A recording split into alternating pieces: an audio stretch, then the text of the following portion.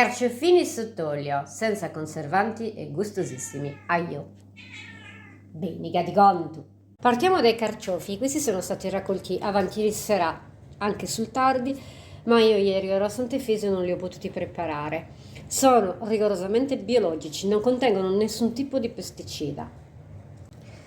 Adesso, aiutandomi dai guanti, toglierò tutta la parte superficiale e pulirò perfettamente il cuore. Poi potete preparare una miscela di aceto, acqua e sale, o in parti uguali, o più aceto e meno acqua, e farli bollire per 3 minuti, un bel cucchiaione di sale. Potete farli bollire in questa miscela per 3 minuti, oppure li lasciate diverse ore a bagno solo nell'aceto. Ecco, io li metto a bagno con tantissimo limone in modo che vengano fuori così bianchissimi, più bianchi, candidi. Magari con questa luce neanche si vede benissimo. Adesso li lascio riposare. Dentro il forno, perché così sono in un posto pulito, non prendono polvere.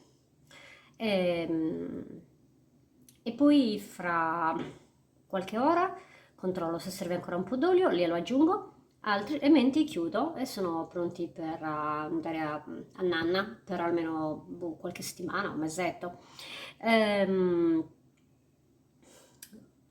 Incalcolabile il prezzo che si potrebbe fare a questi vasetti, perché veramente tra l'olio e il costo dei carciofi, che ho pagato 1 euro l'uno proprio perché sono biologici, pensate che qua dentro in questi pochi vasetti ci sono quasi 30 carciofi, e perciò prezzo altino. Verrete a trovarmi a breve, ve li farò assaggiare. Dopo un mese questo è il risultato. Guardate come sono belli. E poi sono anche buonissimi. Ci siamo fatti una bella scorpacciata in famiglia. Provateli e fatemi sapere. Ora vi mostro dove ho raccolto il timo che ho utilizzato per i miei carciofini. Sentite il vento? Vicino a casa mia c'è questo bellissimo boschetto, un piccolo paradiso, e qui crescono delle fragranti erbe aromatiche.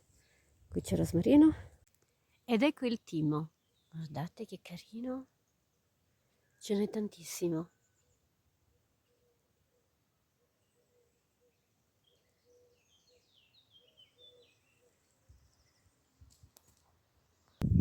Da qui posso ammirare anche uno scorcio di Estersili, e quando il cielo è limpido, Santa Vittoria.